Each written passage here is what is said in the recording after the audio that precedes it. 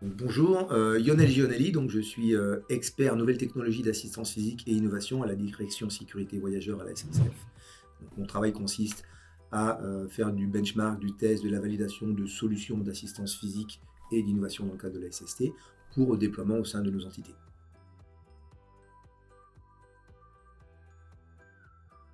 J'ai commencé ma carrière en tant qu'ergomotricien, expert en motricité au travail. Ensuite, je suis devenu ergonome.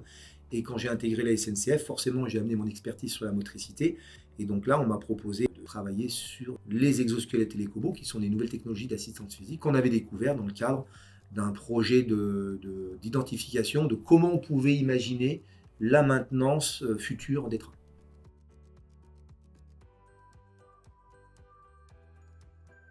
Il existe pour moi plusieurs types d'exosquelettes.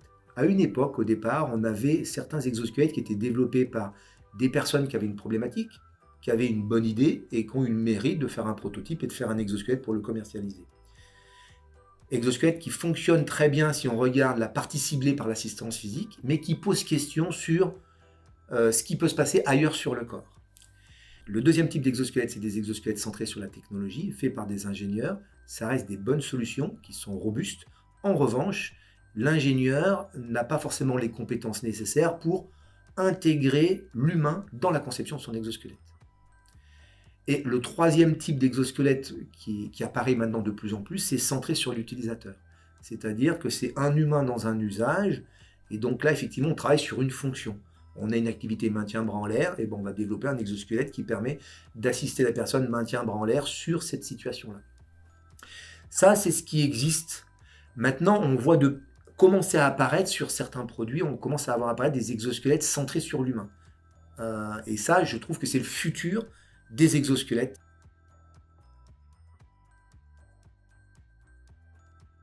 Qu'est-ce qu'un utilisateur? Pour moi, un utilisateur, c'est un humain dans un usage. Je peux choisir un exosquelette adapté à ses conditions de travail, à ses contraintes de travail, ou en concevoir un. Ça, c'est dans le domaine du possible. En revanche, cet exosquelette choisi ou développé pour cet usage-là, est-ce qu'il va être transférable dans une autre situation où les contraintes sont similaires ou un petit peu différentes? On avait beaucoup de difficultés au début de la technologie exosquelette pour transférer ces exosquelettes entre les différents usages, beaucoup moins maintenant. Beaucoup moins maintenant, pourquoi? Parce que l'humain a été pris en compte dans la conception. Un utilisateur, c'est un humain dans un usage. Donc moi, ma vision de l'exosquelette centré sur l'humain, c'est j'occulte la partie de l'usage. Je me pose la question sur quels effets de ces contraintes va-t-il y avoir d'un point de vue motricité, biomécanique, physiologie, anatomie fonctionnelle, etc. sur la personne quand elle va devoir faire cette activité, par exemple de la manutention. Et donc, je vais assister uniquement l'humain pour ces éléments-là. Comme elle va être assistée en tant qu'être humain, quand je vais la mettre dans un usage, cette personne, elle va devenir utilisateur. Et donc, comme elle sera utilisateur, elle sera assistée.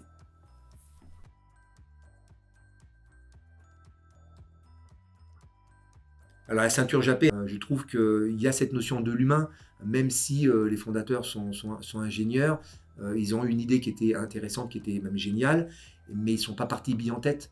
Ils sont allés consulter notamment des médecins pour savoir effectivement est-ce que c'était possible, est-ce que c'était intéressant de partir là-dessus.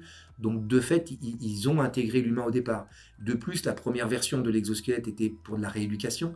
Donc là, il n'y avait pas d'usage. C'était uniquement permettre à une personne de retrouver une certaine mobilité qu'elle n'avait plus par rapport à ses problématiques de santé. Donc là, on est vraiment dans la logique de l'humain. Et ça, en fait, la ceinture Japet l'a conservé dans ses évolutions. On l'a simplement après adapté à l'usage en termes de rapidité de vérin, de boutons, de choses comme ça. Mais effectivement, la ceinture Japet, ça fait partie des exosquelettes qui sont beaucoup plus centrés sur l'humain que sur l'utilisateur.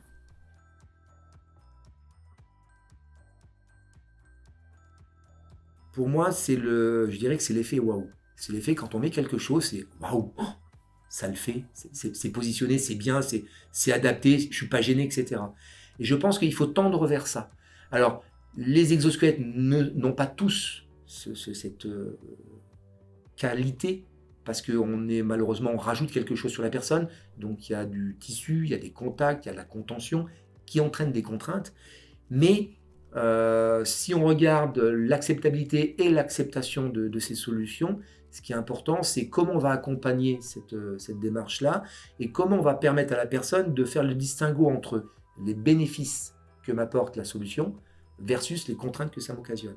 Et donc, comment le ressentir, c'est cet effet waouh, c'est quand on met quelque chose, on se dit waouh, c'est génial, je peux bosser avec, nickel.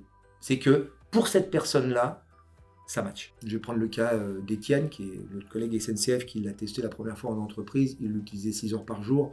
Et comme il me disait, c'est que d'habitude, le lundi soir, il a le mal au dos, il n'en peut plus tellement il a mal au dos. Et avec la ceinture Japé, il commençait à avoir mal au dos le jeudi. Donc lui, il était super content.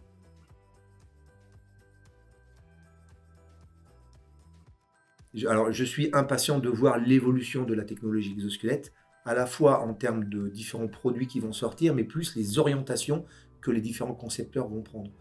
Moi, je mène mes propres travaux sur comment développer un exosquelette centré sur l'humain. D'autres font d'autres travaux, d'autres conceptions aussi centrées sur l'humain certainement. Ce qui est important, c'est d'imaginer le futur. Le futur, peut-être qu'un jour, ça sera Iron Man. On ne sait pas à l'heure actuelle. Mais de toute façon, il y a des gens qui vont s'amuser à y réfléchir. Donc, entre l'Iron Man dans je ne sais pas combien de dizaines d'années et nous actuellement, voilà, quel est le chemin qui va être pris par la technologie exosquelette? Et Japé fait partie des précurseurs sur ce sujet. Il y a tout à gagner à suivre ce que vous allez faire.